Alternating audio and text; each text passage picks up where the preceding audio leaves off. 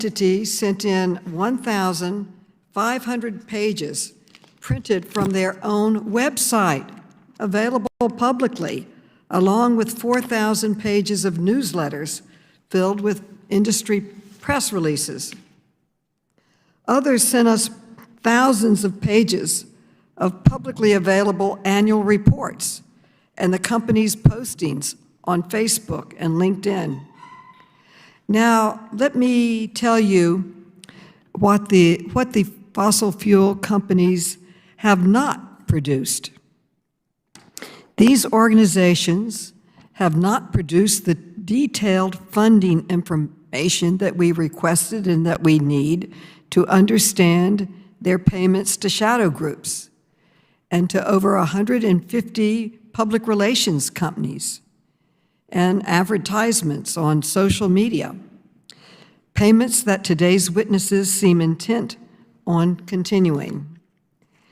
Nearly all the companies have failed to turn over board materials the committee needs to examine corporate strategies on climate change. And with only a few limited exceptions, the fossil fuel companies have not produced any internal documents or internal communications from senior executives about their company's role in climate change. I have tried very hard to obtain this information voluntarily, but the oil companies employ the same tactics they used for decades on climate policy: delay and obstruction. Well, that ends today. I am formally notifying the ranking member and members of the committee that I intend to issue subpoenas to the fossil fuel entities represented here today. I have draft subpoenas here. Please know that I do not take this step lightly.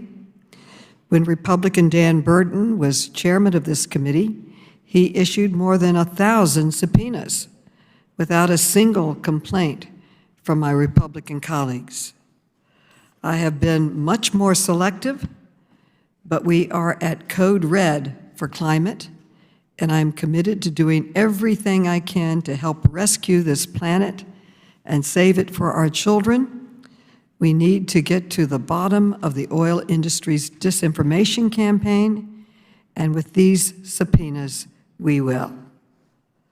Madam Chair, point of order, point of order. What is the gentleman's point of order? Just want to publicly say I object to the issuance of subpoenas. The oil and gas executives here today have provided over 100,000 pages of documents, and we feel like that's an infringement upon their First Amendment rights. Well, Mr. Chairman, they produced documents, but they were not the documents that we requested. Most of it was like this, completely publicly available on their website, their annual reports. And as you know, Chairman Khanna and I wrote you a letter yesterday highlighting our serious concerns that the fossil fuel organizations were not fully complying with our request and were obstructing and delaying our investigation.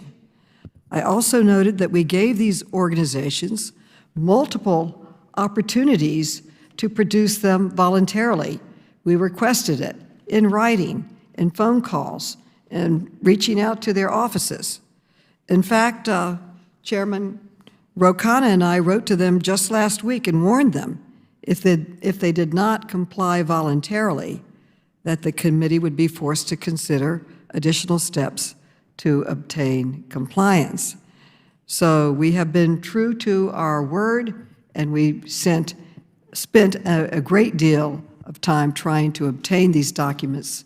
We were not able to obtain them. They are important. We are now requesting them with a subpoena. I have draft subpoenas here. I'm willing to share them if you'd like them. And we strongly, Madam Chair, we strongly reiterate the fact that we feel this is an infringement upon their First Amendment rights. This is the government, this is the Oversight and Government Reform Committee. We're supposed to focus on waste, fraud, and abuse in the federal bureaucracy. Great. The meeting is adjourned.